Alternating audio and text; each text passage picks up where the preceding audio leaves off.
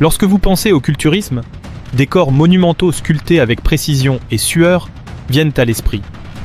Cependant, derrière ces physiques parfaits se cachent des histoires tragiques, des vies éteintes trop tôt et des leçons douloureuses. Aujourd'hui, nous allons passer en revue un top 10 des culturistes les plus légendaires qui sont morts tragiquement, laissant un héritage aussi bien par leur grandeur que par les circonstances dévastatrices de leur mort. Restez jusqu'à la fin, car ce que je vais vous raconter ne vous surprendra pas seulement, mais vous fera réfléchir sur ce qu'il en coûte réellement pour devenir une légende. Andreas Münzer fut l'une de ces figures qui porta le culturisme à un niveau que beaucoup considèrent comme inhumain. Il était connu pour amener son corps à la limite de la définition musculaire, éliminant chaque gramme de graisse, laissant sa peau si fine qu'elle semblait transparente sur ses muscles sculptés. Ce qui frappait le plus chez Andreas, c'était qu'il n'était pas seulement un athlète exceptionnel, mais aussi un perfectionniste obsessionnel. Chaque fois qu'il montait sur scène, son niveau de définition surpassait celui de ses concurrents. Mais ce que personne ne savait, c'est le prix qu'il payait. En 1996, à l'âge de 31 ans, son corps s'effondra finalement. La cause officielle fut une hémorragie interne et une défaillance multiviscérale, mais ce qui choqua réellement fut l'état de ses organes. Son foie était endommagé par l'utilisation excessive de stéroïdes et de diurétiques, ce qui l'empêchait de fonctionner correctement. Son sang, trop épais à cause de la déshydratation, était pratiquement impossible à pomper. Andreas avait vécu pour pousser le corps humain au-delà de ses limites naturelles. Et au final, ce sacrifice lui coûta la vie. Son histoire est un avertissement glaçant sur les dangers de pousser trop loin les limites du corps. Dallas McCarver semblait destiné à dominer le monde du culturisme. À 26 ans, il était déjà un colosse avec un physique que beaucoup de vétérans du sport admiraient. Sa structure massive et symétrique le plaçait en tête de la prochaine génération de stars du culturisme. Lors de l'Arnold Classic de 2017, Dallas s'effondra alors qu'il posait. Un avertissement de ce qui allait se produire par la suite. Cependant, sa vie fut tragiquement interrompue en 2017 lorsqu'il fut retrouvé inconscient chez lui, suffocant après s'être étouffé avec de la nourriture. À première vue, sa mort pourrait sembler un accident malheureux, mais les détails derrière cette tragédie racontent une histoire plus complexe. Les examens médicaux révélèrent que Dallas avait un cœur agrandi, une condition courante chez les culturistes utilisant des stéroïdes en excès. De plus, ces analyses montrèrent des niveaux élevés de ces substances dans son système. McCarver, un géant à tous les sens du terme, laissa un vide immense dans le sport, rappelant que le succès rapide et extrême s'accompagne souvent de risques imprévisibles. Nasser El Sonbati fut l'un des culturistes les plus remarquables des années 90, connu non seulement pour sa taille impressionnante, mais aussi pour sa capacité à allier masse et esthétique d'une manière que peu pouvaient égaler. Au cours de sa carrière, Nasser participa à plus de 50 compétitions professionnelles, son meilleur résultat étant une deuxième place au Mr Olympia de 1997, où beaucoup pensaient qu'il méritait la victoire. Cependant, derrière son succès compétitif, Nasser souffrait des conséquences de l'utilisation prolongée de stéroïdes et d'autres composés. En 2013, à l'âge de 47 ans, il mourut des suites de complications rénales. Sa mort laissa une grande tristesse dans la communauté du culturisme, car Nasser avait toujours été considéré comme un compétiteur éthique et respecté. Son histoire souligne l'équilibre délicat entre la quête de la grandeur physique et les risques pour la santé. Rich Piana n'était pas simplement un culturiste, c'était une personnalité gigantesque, tant sur le plan physique que médiatique. Avec plus de 140 kg de muscles à son apogée, sa taille était quelque chose que peu pouvaient égaler dans le monde du fitness. Cependant, ce qui le rendait unique n'était pas seulement son physique, mais aussi sa brutalité dans son honnêteté à propos de l'utilisation de stéroïdes. Il n'essayait pas de cacher le fait qu'il utilisait des substances pour augmenter sa taille, et en fait, il en parlait ouvertement dans ses vidéos, ce qui était presque tabou dans le monde du culturisme. En 2017, Rich s'effondra chez lui et tomba dans le coma pendant plusieurs semaines. Ses fans espéraient sa récupération, mais il mourut finalement. La cause de sa mort fut attribuée à une maladie cardiaque exacerbée par des années d'abus de stéroïdes, d'insuline et d'autres composés. Bien que beaucoup le critiquèrent pour ses choix, D'autres le respectaient pour sa transparence sur les risques du culturisme extrême. Sa vie et sa mort sont devenus un rappel que même ceux qui semblent indestructibles peuvent succomber aux décisions qu'ils prennent pour atteindre la grandeur. Shawn Rhoden fut un culturiste qui laissa une marque indélébile dans l'histoire du Mr Olympia. En 2018, il réussit l'impensable, vaincre Phil Heath et devenir le Mr Olympia le plus âgé à remporter le titre à 43 ans. Cependant, après cette victoire historique, sa vie personnelle et professionnelle fut gravement affectée. En 2019, Rhoden fut accusé d'agression, ce qui le mit à l'écart des compétitions et le plaça sous les feux des projecteurs médiatiques.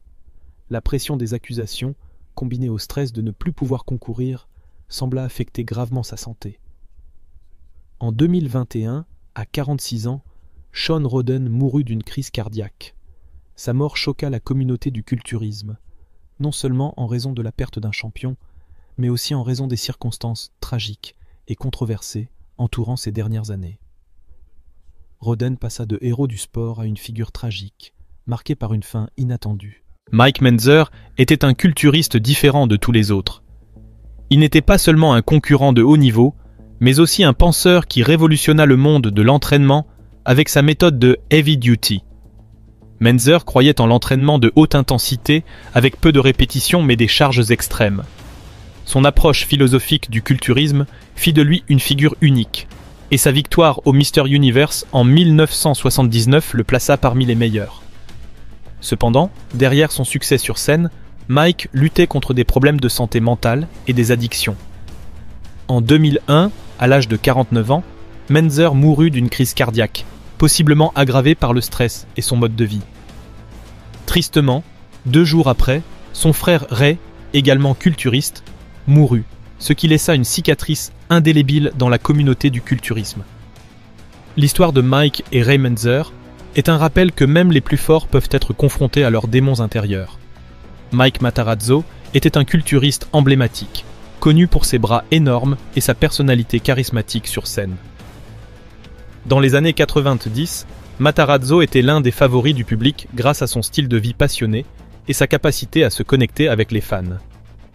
Cependant, sa carrière a été marquée par de graves problèmes de santé, en particulier liés à son cœur. Durant sa carrière, Mike Matarazzo fut un exemple de force et de dévouement, avec une personnalité aussi impressionnante que ses muscles.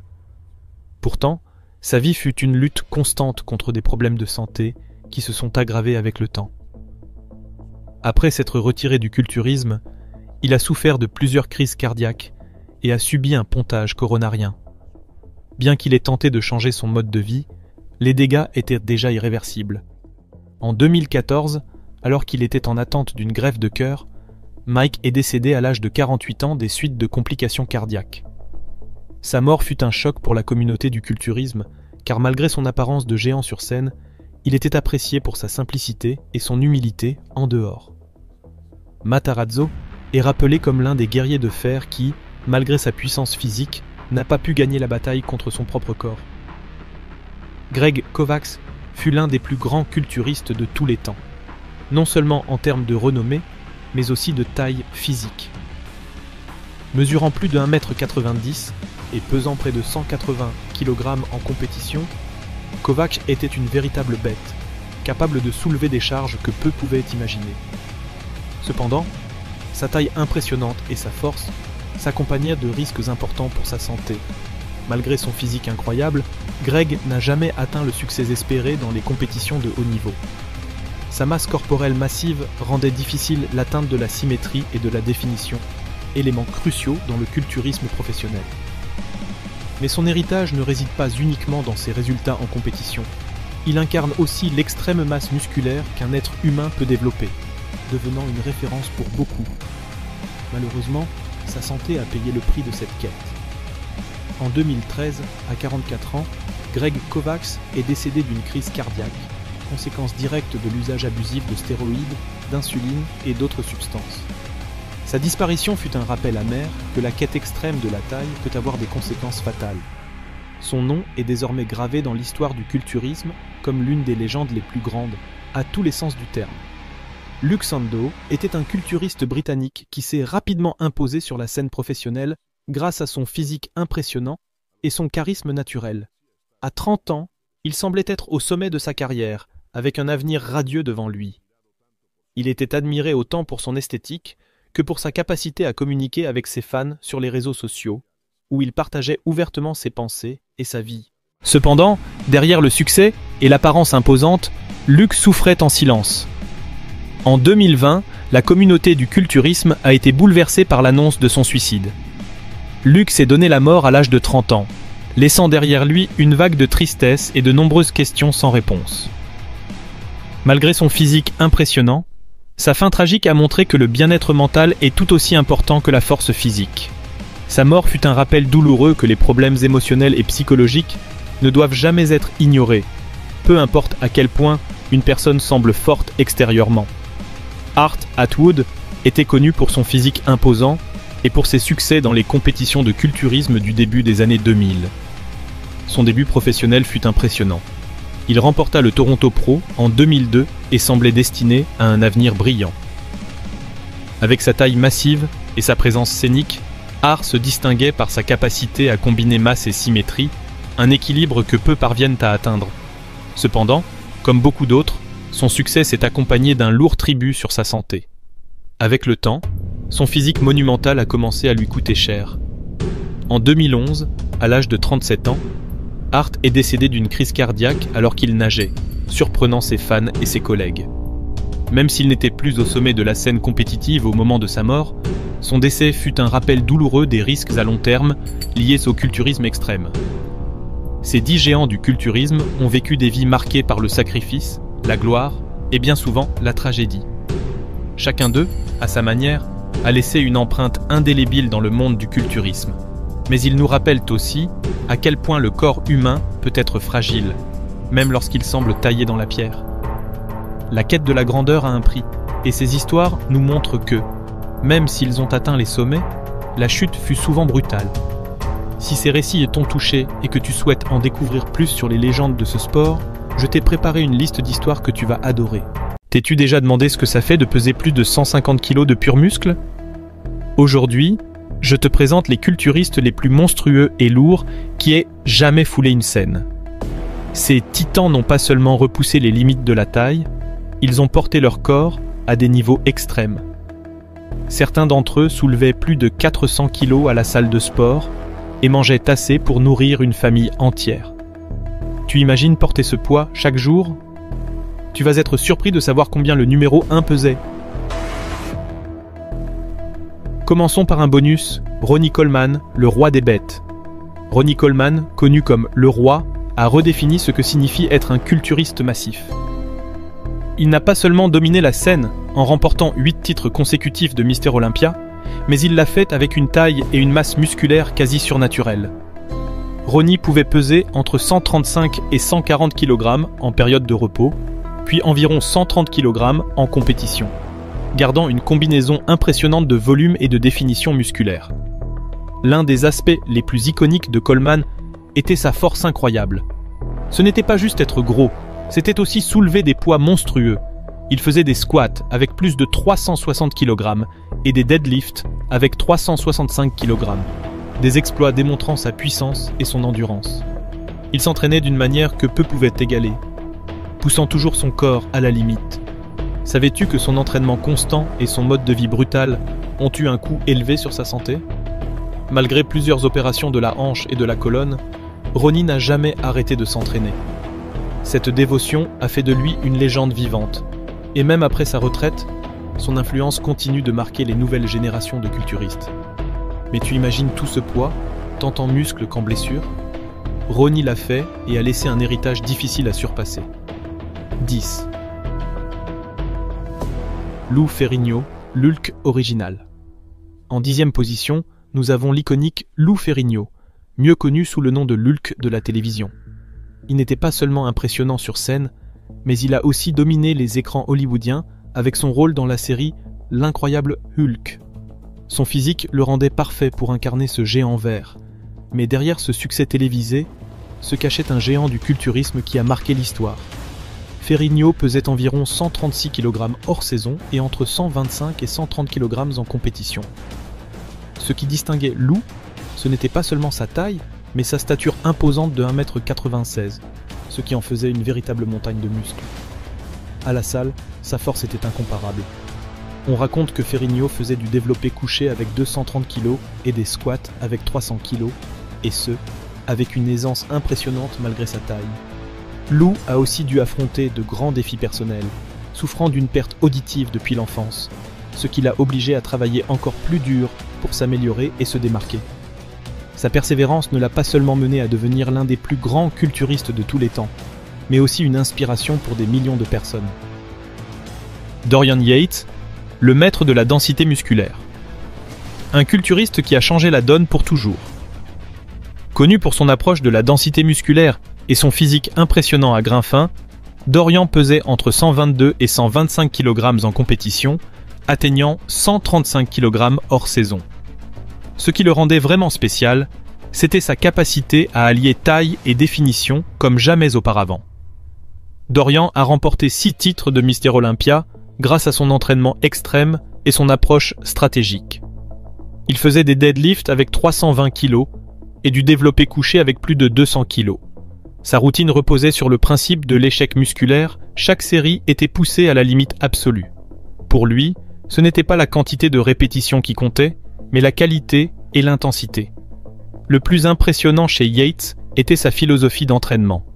Tandis que d'autres culturistes faisaient de longues et épuisantes séances, Dorian préférait des sessions courtes, mais d'une intensité extrême. Cette méthode lui a permis de bâtir un corps qui semblait taillé dans la pierre, redéfinissant ce que signifie être en forme pour une compétition. Paul Dilley, le monstre qui intimidait les juges.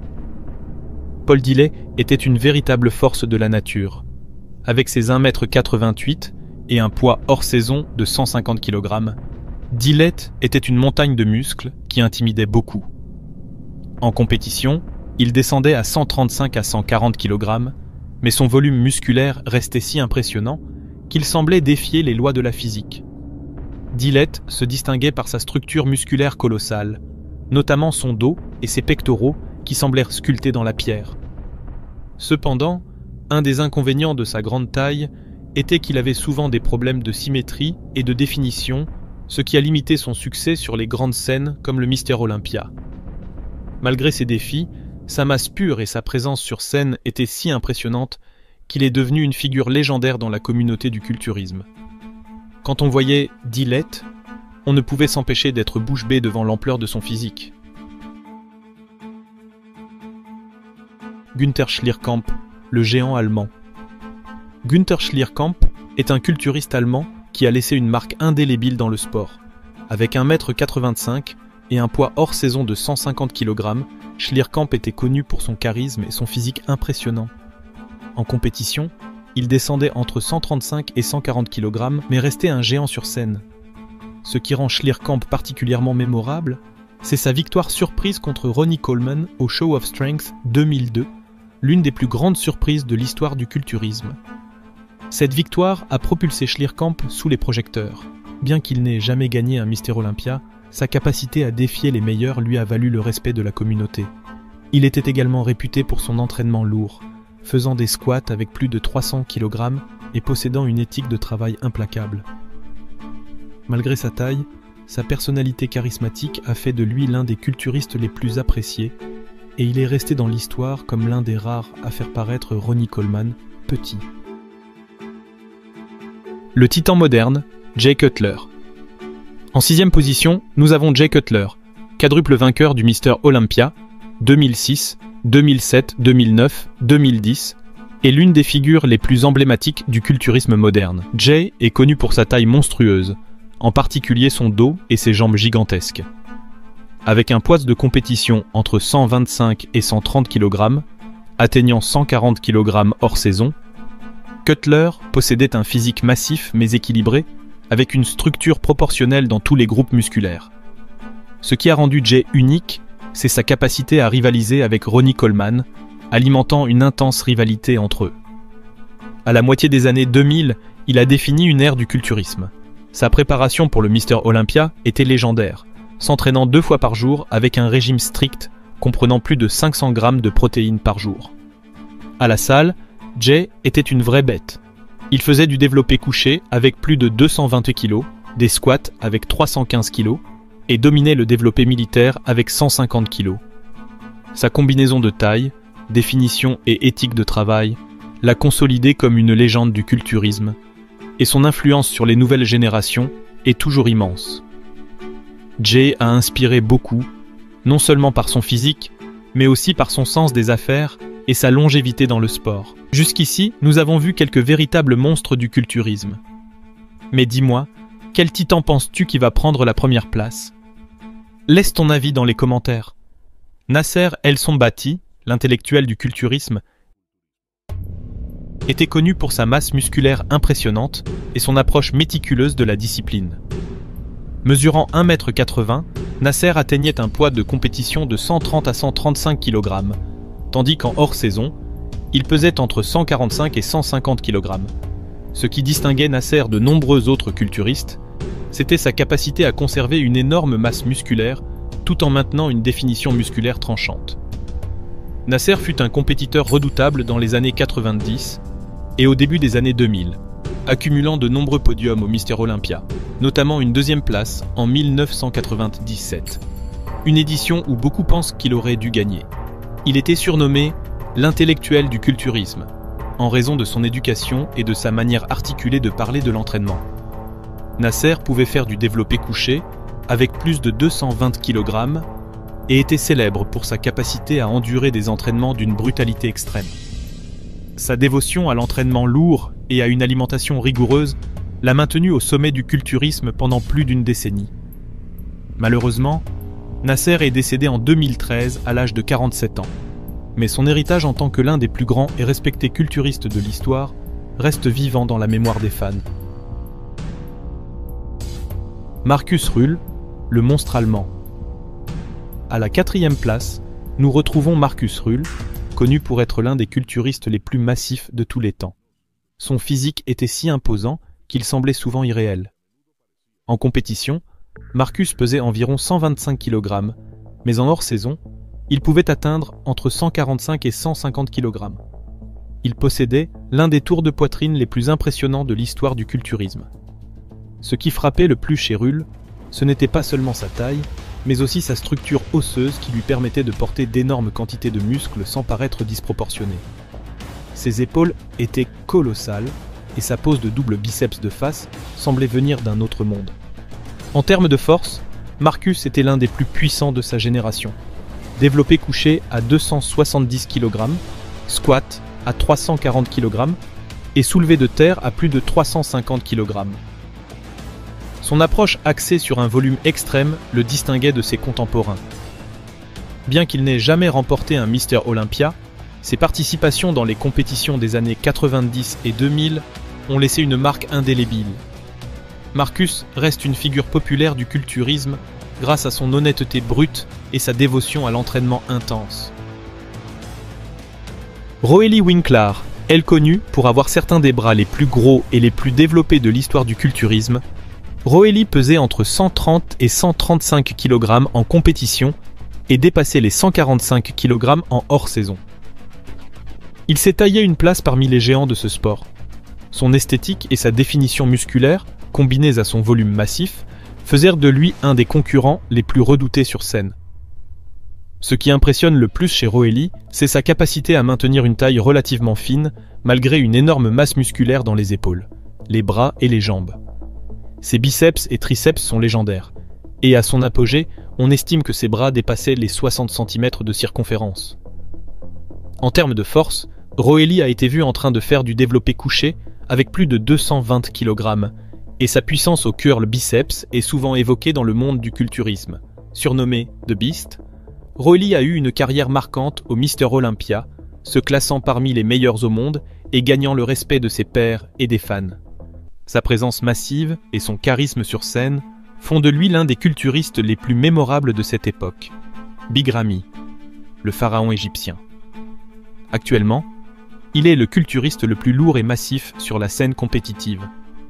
En compétition, il pèse entre 135 et 140 kg et dépasse les 150 kg en hors-saison. Ramy est connu pour son volume musculaire impressionnant et sa définition. Il a remporté le Mister Olympia en 2020 et 2021, s'imposant comme l'un des culturistes les plus dominants de son époque.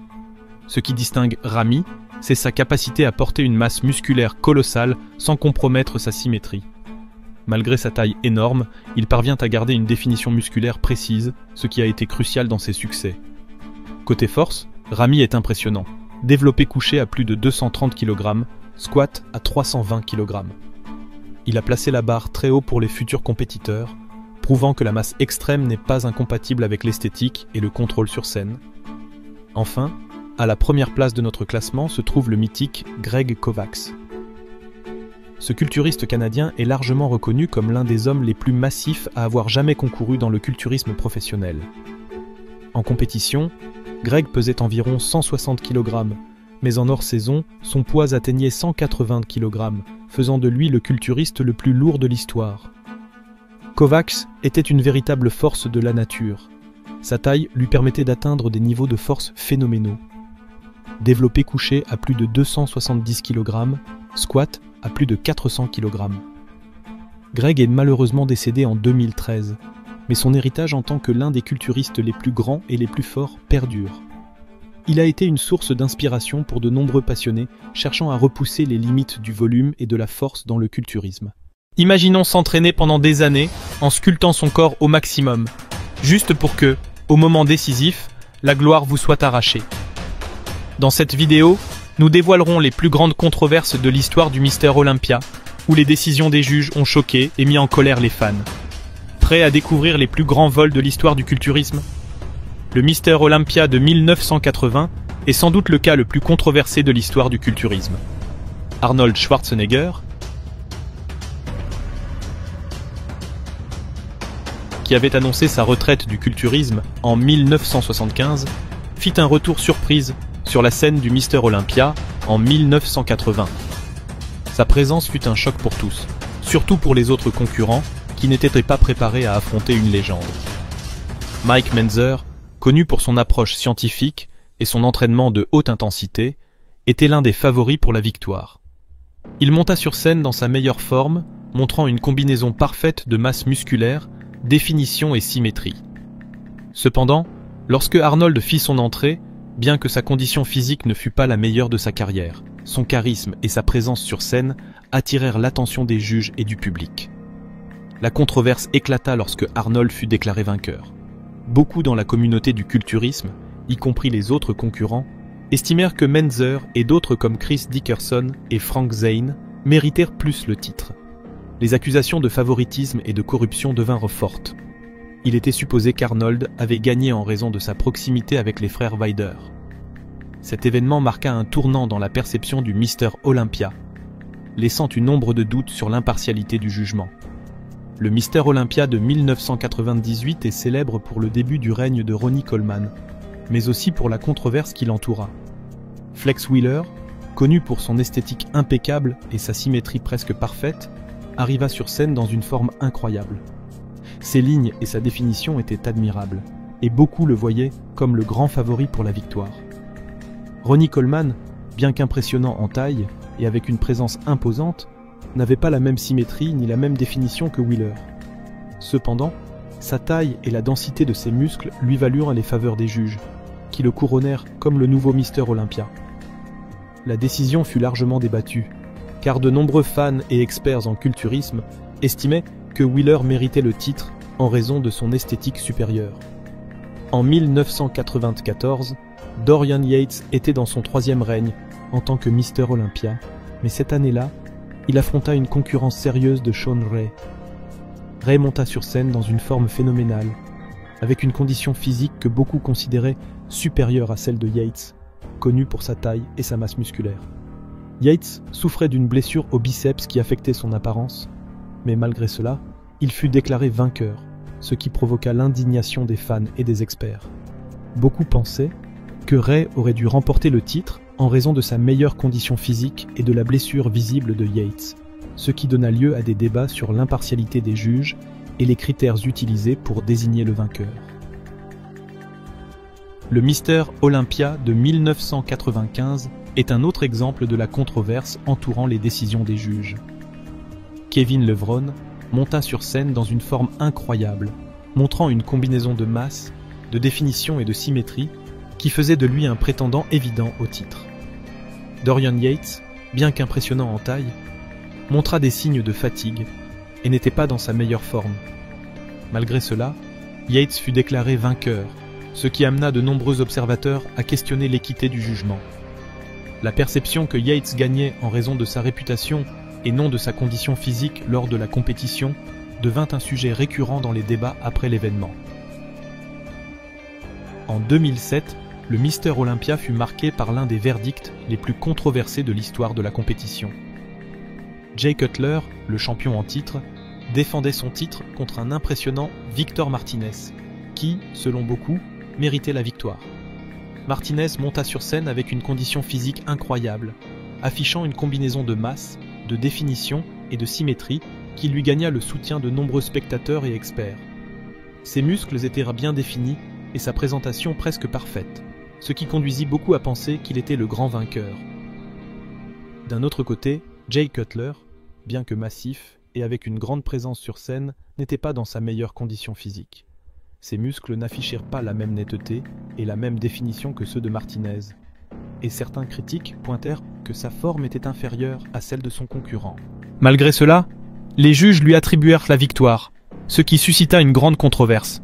Les fans et les experts estimèrent qu'Elson Batty avait été volé et que sa forme physique supérieure aurait dû lui valoir le titre. Le même Nasser affirma qu'il se sentait escroqué et qu'il avait affronté un abdomen de femme enceinte, provoquant encore plus de remous. Cet événement alimenta les accusations de favoritisme et de corruption dans la compétition.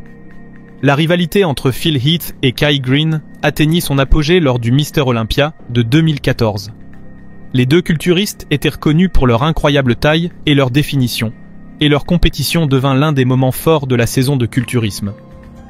Kai Greene monta sur scène dans une forme phénoménale, avec une définition et une symétrie que beaucoup jugeaient supérieures à celle de Phil Heath. Cependant, Heath, avec sa musculature massive et sa présence sur scène, réussit à impressionner les juges et à conserver son titre.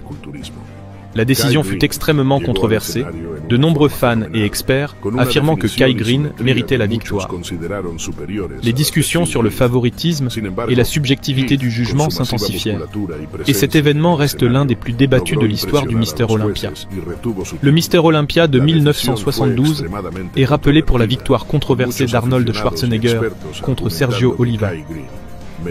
Oliva, connu sous le nom de Le Mythe, avait remporté le titre lors des années précédentes et arriva sur scène dans une forme incroyable. Sa taille, sa définition et sa symétrie étaient impressionnantes, et beaucoup s'attendaient à ce qu'il gagne à nouveau. Cependant, Arnold, avec son charisme et sa présence sur scène, réussit à impressionner les juges. Bien qu'Oliva fût dans une forme physique supérieure, Arnold fut déclaré vainqueur. Cette décision provoqua une grande controverse, et fut considéré comme un vol par de nombreux fans et experts du culturisme. La rivalité entre Arnold et Sergio est l'une des plus légendaires de l'histoire du sport, et cet événement l'a encore renforcé. Ces 10 cas représentent certains des plus controversés de l'histoire du Mister Olympia. Chacun d'entre eux met en lumière la subjectivité dans le jugement du culturisme et comment des facteurs tels que la réputation et le charisme peuvent influencer les décisions des juges. Penses-tu qu'il y a eu vol dans l'un de ces cas? Fais-nous savoir dans les commentaires. Si tu aimes le culturisme, voici une vidéo qui pourrait te plaire. Merci d'avoir regardé et à bientôt dans une prochaine vidéo.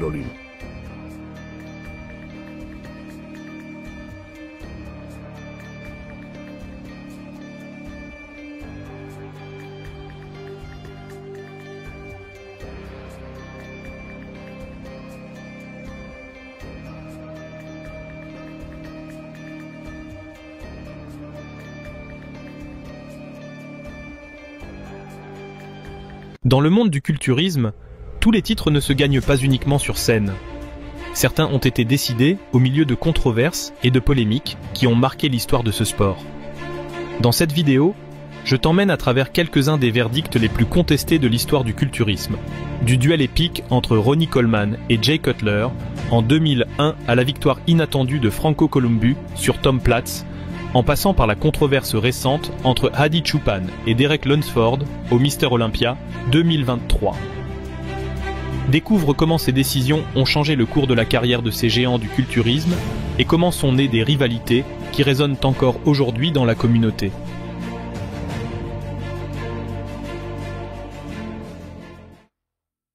Le Mister Olympia 2023 a été l'un des événements les plus controversés des dernières années. Hadi Choopan, d'origine iranienne, surnommé le Persian Wolf, est arrivé à la compétition avec une condition physique que beaucoup ont jugée irréprochable. Choopan avait travaillé intensément pour améliorer chaque aspect de son physique, affichant une définition et une densité musculaire impressionnantes. Derek Lunsford, américain, a lui aussi présenté une forme exceptionnelle, avec une symétrie et une esthétique qui le faisaient ressortir.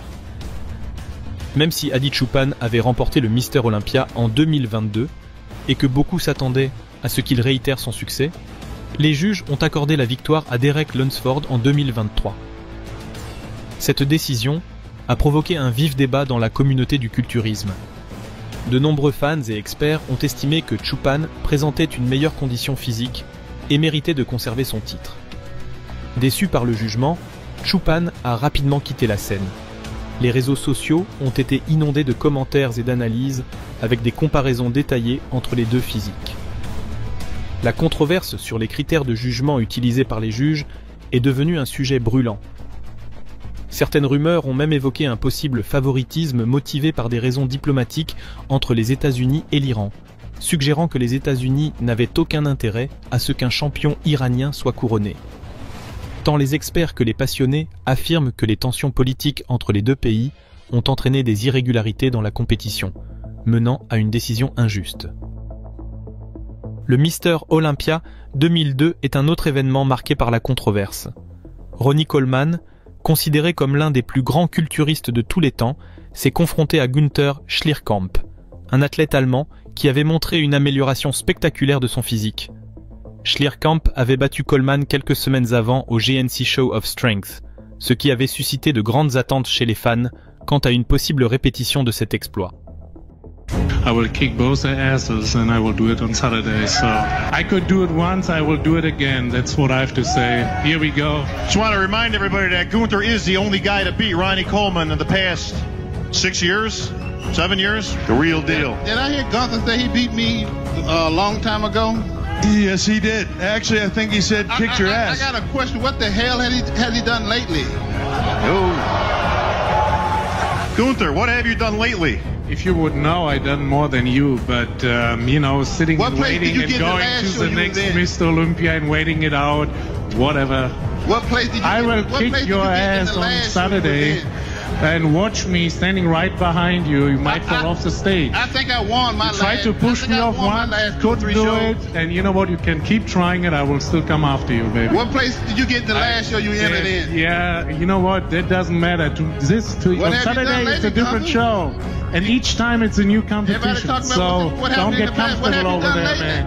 Pendant la compétition, de nombreux spectateurs et experts ont estimé que Schlierkamp avait présenté une forme supérieure à celle de Coleman, avec une définition et une symétrie impressionnantes. Cependant, les juges ont attribué la victoire à Coleman, ce qui a entraîné une vague de critiques et d'accusations de favoritisme. La réaction du public a été sans équivoque. Ce fut l'un des plus grands vols de l'histoire du Mister Olympia. And they will take the 5th place award and present them to Gunther Schlierkamp.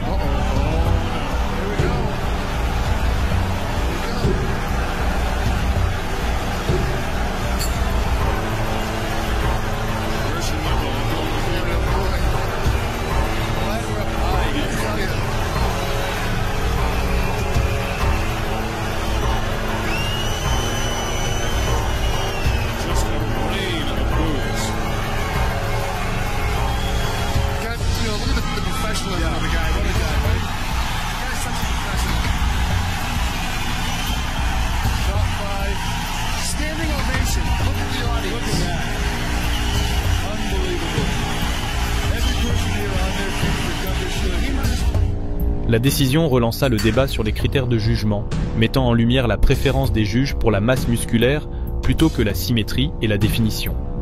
Malgré la controverse, Coleman a poursuivi son règne en tant que Mister Olympia, mais la décision de 2002 continue d'alimenter les discussions dans la communauté. Le Mr. Olympia 1990 a été le théâtre d'une intense rivalité entre Lee Labrada et Lee Haney.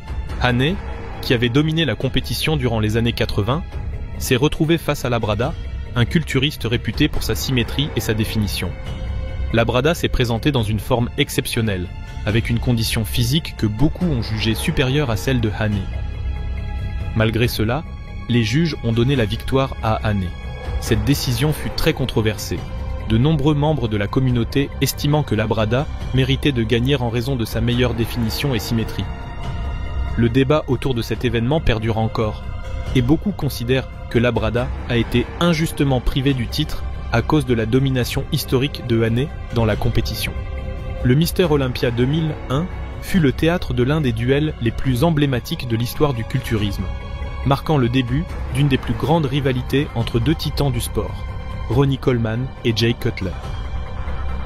Cette année-là, Jay Cutler surprit tout le monde en se présentant dans la meilleure forme de sa carrière, avec une combinaison impressionnante de masse musculaire, de définition et de symétrie. Il arriva à la compétition comme l'outsider, mais beaucoup considéraient que son physique surpassait celui de Coleman à plusieurs égards. Malgré sa performance remarquable, Cutler perdit face à Coleman, qui décrocha ainsi son 4e titre consécutif de Mr. Olympia. Cette décision suscita une vive controverse, de nombreux observateurs du monde du culturisme estimant que Cutler avait été injustement privé de la victoire. Cette polémique alimenta la rivalité entre Coleman et Cutler, qui s'intensifia au fil des années. Cutler continua à améliorer son physique, ce qui le mena finalement à battre Coleman lors du Mr. Olympia 2006, mettant fin à 8 années de règne de Coleman et consolidant à son tour sa place dans l'histoire du culturisme. Cet affrontement de 2001 est considéré comme un tournant qui a non seulement mis en lumière la compétitivité des deux athlètes, mais qui a aussi marqué le début d'une nouvelle ère dans le Mr. Olympia. Cette décision controversée s'est révélée être une bénédiction pour les fans, mais pas tant pour Jay Cutler, puisqu'elle a donné naissance à l'une des plus grandes rivalités de l'histoire du culturisme professionnel et annoncé de nombreuses batailles épiques entre Cutler et Coleman. L'un des cas les plus controversés de l'histoire du culturisme fut l'affrontement entre Lee Haney et Rich Gaspari lors du Mr. Olympia 1986. Rich Gaspari, un jeune culturiste prometteur, avait commencé à faire sensation sur la scène grâce à sa masse musculaire dense et à sa définition extrême. Cette année-là, il arriva au monsieur Olympia comme un sérieux prétendant au titre, prêt à défier le champion en titre Lee Haney. Gaspari présenta un physique extrêmement détaillé, avec une définition et une vascularisation que peu avaient vues auparavant. Ses jambes et ses abdominaux étaient particulièrement impressionnants, montrant un niveau de découpe qui, selon beaucoup, surpassait celui de Haney. Malgré cela, au moment du verdict, Lee Haney fut couronné vainqueur, tandis que Gaspari dut se contenter de la 2e place. La décision fut largement critiquée par les fans et les experts, qui estimaient que Gaspari méritait la victoire en raison de sa condition physique supérieure. La controverse résidait dans l'idée que Haney, bien qu'il possédât une structure plus imposante et une silhouette plus classique, n'était pas aussi défini que Gaspari.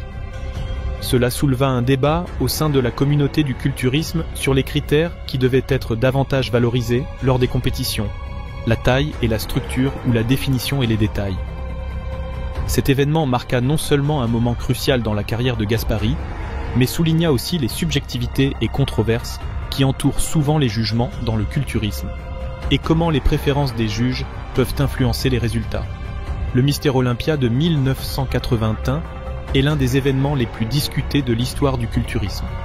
Franco Columbu, ami proche et partenaire d'entraînement d'Arnold Schwarzenegger, fit son retour à la compétition après s'être remis d'une grave blessure. Bien qu'il fût en excellente forme, Columbu affronta Tom Platz, connu pour ses jambes exceptionnelles et son charisme sur scène. Platz avait travaillé sans relâche pour développer ses quadriceps et présentait une définition et une masse musculaire que beaucoup considéraient comme inégalables. Tom Platz avait surpassé Franco Columbu dans presque toutes les poses. De plus, Franco affichait une gynécomastie visible, ce qui rendait la supériorité de Tom encore plus évidente.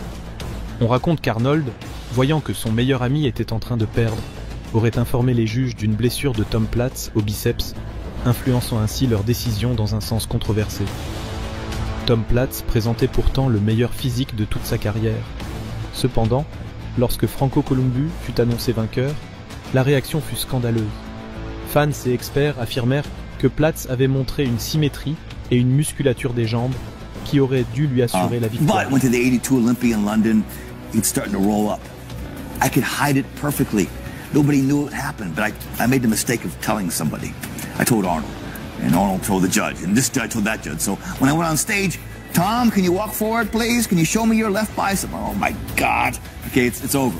I can't hide it. La controverse autour de cette décision souleva des discussions sur un éventuel favoritisme et l'influence des relations personnelles sur les résultats. Aujourd'hui encore, beaucoup estiment que Platz fut injustement privé du titre, et sa performance de 1981 reste l'une des plus impressionnantes de l'histoire du Mr Olympia. Mais si tu veux en savoir plus sur cette affaire et découvrir comment la trahison d'Arnold envers Tom Platz a conduit ce dernier à forger les jambes les plus légendaires du culturisme, tu dois absolument regarder cette vidéo. Merci de nous avoir suivis et à bientôt dans une prochaine vidéo. Imaginez un jeune homme avec une silhouette imposante, une détermination inébranlable et un avenir brillant dans le culturisme. C'était Dallas McBair, une étoile montante qui semblait destinée à dominer le monde du fitness. Mais sa carrière a été tragiquement interrompue de manière soudaine.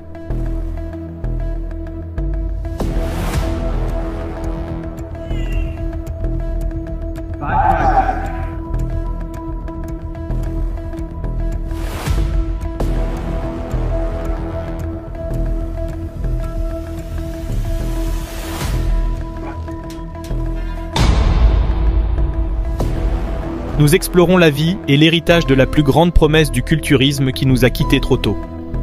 Qu'est-ce qui a conduit ce géant à sa fin tragique? Restez jusqu'à la fin pour le découvrir.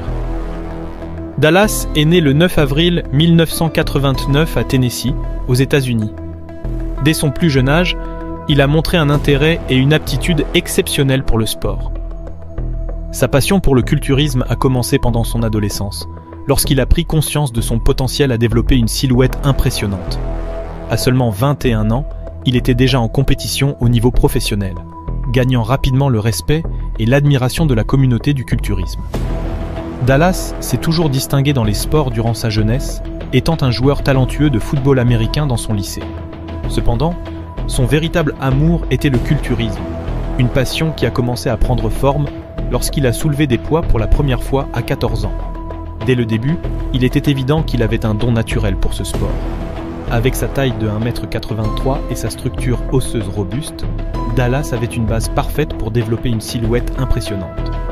Cependant, son parcours n'a pas été facile. Il a grandi dans une famille de classe moyenne, dans une petite ville, où l'accès aux équipements d'entraînement et aux suppléments était limité.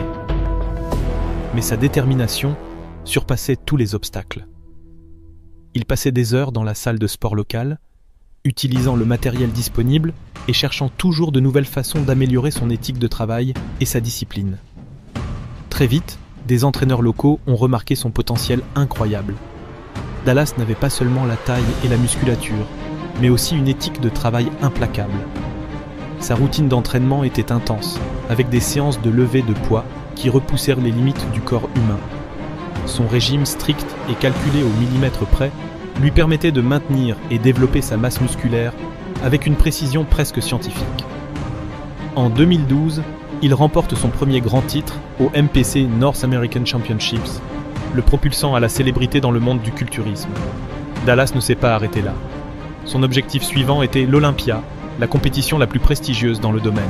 Entraînant 6 jours par semaine avec des séances de jusqu'à 2 heures de cardio, en plus de la musculation, son régime alimentaire consistait en une énorme consommation de calories, avec des repas toutes les 2 heures, comprenant de grandes quantités de protéines et de glucides. L'approche de Dallas envers l'entraînement et la nutrition était méticuleuse. Maintenir un régime aussi strict nécessitait une grande autodiscipline et des sacrifices. Cela signifiait souvent manquer des événements sociaux et limiter ses activités en dehors de la salle de sport. Cependant, sa détermination en valait la peine. En 2013, il remporta les National Championships, consolidant sa position en tant que star montante du culturisme professionnel. Dallas se distinguait également par sa capacité à se remettre rapidement des blessures, dans un sport où celles-ci sont courantes. Sa capacité à maintenir sa forme physique et à revenir en compétition plus fort démontrait son exceptionnelle récupération et sa dévotion à la rééducation. Avec une série de victoires impressionnantes, Dallas poursuivit son ascension et se classa parmi les meilleurs au Arnold Classic, l'un des événements les plus prestigieux du culturisme. Son charisme et son humilité en faisaient un favori tant des juges que du public. Ses collaborations avec de grandes marques et ses apparitions dans des magazines de fitness ont consolidé son statut en tant que l'une des figures les plus prometteuses du sport. Son apparence imposante et son attitude amicale le faisaient ressortir dans un sport où l'apparence peut être intimidante. En 2016, Dallas remporta la première place au IFBB California Pro, consolidant encore davantage sa réputation. Sa présence sur scène était magnétique et son physique, une combinaison de taille, de symétrie et de définition, le distinguait de ses concurrents. Cependant, au-delà des titres et des compétitions, c'était sa capacité à se connecter avec les gens qui faisait vraiment sa différence. Dallas ne voulait pas seulement être le meilleur bodybuilder, il voulait aussi inspirer les autres à atteindre leurs propres objectifs, peu importe à quel point ils pouvaient paraître inaccessibles.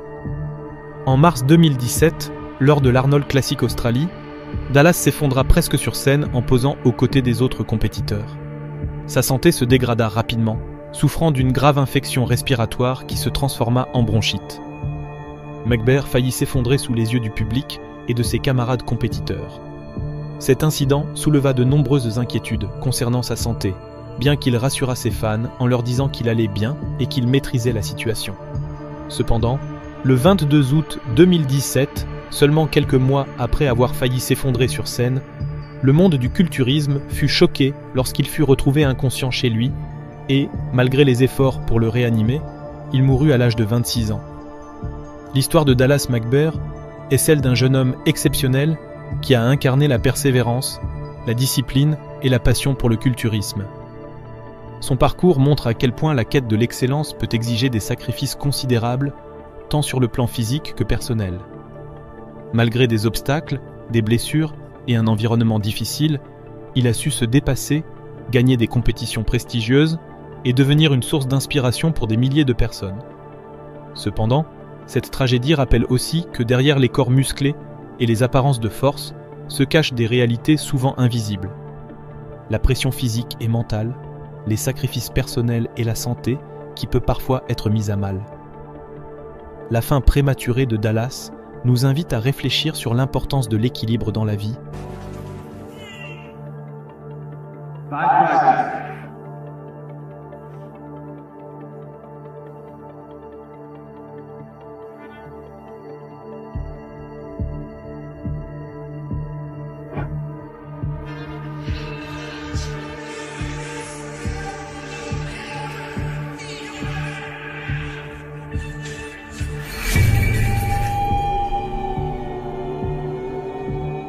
De prendre soin de soi et de comprendre que le véritable succès ne réside pas seulement dans les trophées et la reconnaissance, mais aussi dans la santé et le bien-être global.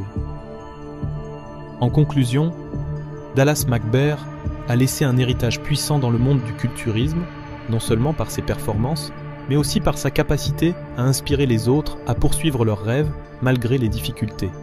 Sa vie et sa carrière sont un témoignage de ce que l'on peut accomplir avec dévouement et travail acharné, mais aussi un avertissement sur la nécessité d'écouter son corps et de préserver sa santé avant tout. Que son histoire serve de leçon et d'inspiration pour tous ceux qui cherchent à atteindre l'excellence, en gardant à l'esprit l'importance de l'équilibre et du respect de soi.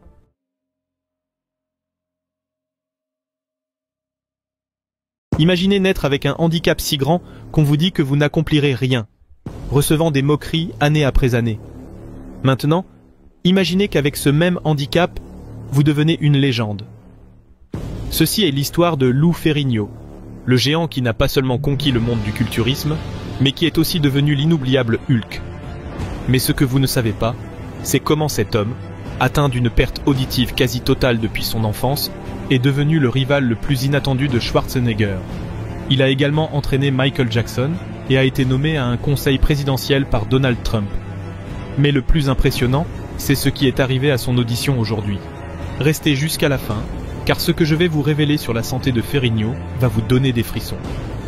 Lou Ferrigno, né le 9 novembre 1951 à Brooklyn, New York, n'a pas eu une enfance facile. À l'âge de 3 ans, une grave infection l'a laissé avec une perte auditive permanente de 75 à 80%. Cet événement a profondément marqué sa vie. En grandissant, Lou a dû faire face à l'isolement social à l'école. Sa façon de parler faisait de lui la cible de moqueries constantes. Son handicap auditif n'affectait pas seulement sa capacité à entendre, mais aussi son estime de soi. Cependant, ce qui aurait pu affaiblir beaucoup d'autres a allumé en lui une flamme de détermination. La salle de sport est devenue son refuge. À 13 ans, il a commencé à soulever des poids, inspiré par des légendes du culturisme comme Steve Reeves et Arnold Schwarzenegger. I was born in Brooklyn, New York, 1951, and I was just a child. I'm very introverted. I had ear infection and had nerve damage. I lost 85% of my hearing. But that had a huge effect on my life because it made me different than everyone else and made me very introverted as a child. I have kind of, like we just say, a love-and-hate relationship with my father growing up because he had a hard time accepting me having a handicap because I wasn't perfect, the perfect son. He kind of pushed me and taught me never to feel sorry for myself. Every week, twice a week, I would have to take a train to the city to learn to lip read. So basically it was very hard for me because I would finish elementary school during the day and then go to the city and then come home in the evening like 6 p.m. It was almost like a full-time job. Attiré par l'idée de sculpter son corps, Ferrigno a trouvé dans le culturisme un chemin vers la force, à la fois physique et mentale. Ses entraînements étaient intenses, presque obsessionnels. Chaque répétition représentait une façon d'échapper aux limites imposées par son handicap. Avec le temps, son physique a commencé à se démarquer dans le monde du culturisme. À 21 ans, il concourait déjà au plus haut niveau. En 1973, il remporta le titre de Mister America. Et, en 1974, il devint le plus jeune champion de l'histoire de Mister Universe. Un exploit monumental qui le plaça sur le devant de la scène mondiale du culturisme. Mais c'est en 1975 que Ferrigno a affronté son plus grand défi, concourir au Mister Olympia contre Arnold Schwarzenegger. Leur rivalité n'était pas seulement professionnelle, mais aussi personnelle. Arnold, charismatique et dominant, était la figure centrale du culturisme, tandis que Lou, impressionnant par sa taille et sa force, était déterminé à détrôner le roi. Cette rivalité a été immortalisée dans le célèbre documentaire Pumping Iron, qui montrait non seulement la compétition, mais aussi la psychologie derrière la préparation des athlètes. Dans le documentaire, on voit Arnold utiliser des tactiques psychologiques pour déstabiliser Lou, tandis que Ferrigno, malgré son physique imposant, lutte pour rester calme sous la pression. Bien qu'Arnold ait remporté la victoire cette année-là, Pumping Iron a propulsé Lou à la célébrité. Non seulement en tant que culturiste, mais aussi comme un symbole de persévérance. Le film a également renforcé son image de gentil géant, un homme dont l'humilité et la détermination le faisaient ressortir. Mais le destin avait encore de plus grands projets pour Lou. En 1977, il fut choisi pour incarner Hulk dans la série télévisée The Incredible Hulk. Ce rôle était parfait pour lui, un personnage qui, comme Lou, menait une lutte interne constante. Hulk, contrairement aux autres super-héros, parlait rarement, une ironie incroyable pour Ferrigno, qui avait toujours eu des difficultés à communiquer en raison de sa surdité. Pourtant, son interprétation fut si puissante qu'il devint une icône de la pop culture, mondialement reconnu pour son rôle de monstre vert. Malgré son succès à Hollywood, il n'a jamais abandonné sa passion première, le culturisme. Pendant son temps en tant que Hulk, il continue à s'entraîner intensément. Pour lui, la salle de sport n'était pas seulement un lieu de travail, mais un refuge, un espace où il pouvait se reconnecter avec son essence profonde. Dans les années 90, après plusieurs années loin des compétitions, Lou décida de revenir au Mister Olympia. Sa participation en 1992 et 1993 démontra que, bien qu'il n'ait pas remporté le titre, son esprit compétitif et son amour pour le sport restaient intacts. Son retour était la preuve qu'un cœur de champion ne cesse jamais de battre. I got a phone call. They said they were casting for the Hulk, which I was like blown away. They were filming the pilot using Richard Kiel, who played Jaws on James Bond. And Richard Kiel was a big guy. He was like 7'2", but he didn't have the physique. And one day the director came on the set with his son. And the boy said to his father, the director, he said, "Daddy, that's not the Hulk." And the father said, "Why?" And the boy said, "The Hulk has got to be big, huge muscles." They started to get nervous, realizing they had to find the right person to play the Hulk because they knew the show would be in trouble. When I went down for the screen test, I knew I had this part because when they saw my physique, my body, and I was able to show different emotions without speaking, able to cry and everything, then I knew I landed the part. And to have that part, knowing that it was something I've been dreaming about for 20 years as a little boy, reading the comics, fantasized of becoming the Hulk, it was kind of like a dream coming true. I knew that with me having that part, the show was going to be successful because no one could play the Hulk for myself. We were well aware that people thought he was a monster. He was a real gentle soul that he didn't mean to hurt anybody. Lou Ferrigno a également eu des relations intéressantes avec certaines des plus grandes figures du monde. L'un des aspects méconnus de sa vie est qu'il a été l'entraîneur personnel de Michael Jackson dans les années 90. Lou a aidé le roi de la pop à rester en forme, travaillant avec lui lors de séances d'entraînement privées et l'aidant à se préparer pour certains des moments les plus emblématiques de sa carrière. De plus, en 2018, le président Donald Trump a nommé Lou Ferrigno membre du conseil présidentiel sur le sport, le fitness et la nutrition. Cette nomination était une reconnaissance de son influence et de son héritage dans la promotion d'un mode de vie sain. Pour Lou, ce rôle était une extension naturelle de sa vie dédiée au fitness et au bien-être, et il l'a pris avec le même sérieux qu'il mettait dans toutes les facettes de son existence. Aujourd'hui, Lou Ferrigno reste un exemple vivant de résilience et de dévouement. Malgré son âge, il maintient une excellente condition physique, s'entraînant régulièrement et inspirant de nouvelles générations de culturistes et d'amateurs de fitness. Il a parlé ouvertement de sa perte auditive au fil des années, et bien que cela ait toujours été un défi, il ne l'a jamais laissé le définir. Actuellement, il utilise des appareils auditifs avancés qui lui permettent de mener une vie plus épanouie et active, lui procurant une immense émotion de pouvoir entendre un peu plus. Passionné par la sensibilisation à la perte auditive, Lou Ferrigno partage son histoire pour aider les autres à surmonter leurs propres barrières. En plus de ses contributions au culturisme et de son travail à la télévision et au cinéma, Lou reste impliqué dans des projets communautaires et de fitness. Il continue de faire des apparitions lors de conventions, de participer à des interviews et d'encourager les gens à adopter un mode de vie plus sain. Lou a également travaillé comme agent des forces de l'ordre dans sa communauté, prouvant ainsi que son engagement envers le service et l'excellence va bien au-delà de la salle de sport. L'histoire de Lou Ferrigno n'est pas seulement celle d'un culturiste, d'un acteur ou d'un homme ayant surmonté un handicap. C'est l'histoire d'une vie vécue avec un but, une détermination et une foi inébranlable en lui-même. D'un enfant qui luttait pour être entendu à un homme qui a fait trembler les écrans du monde entier, Lou nous enseigne que la véritable force ne réside pas seulement dans les muscles, mais aussi dans le cœur et l'esprit. Si vous aimez les histoires de culturistes, en voici une qui pourrait vous plaire.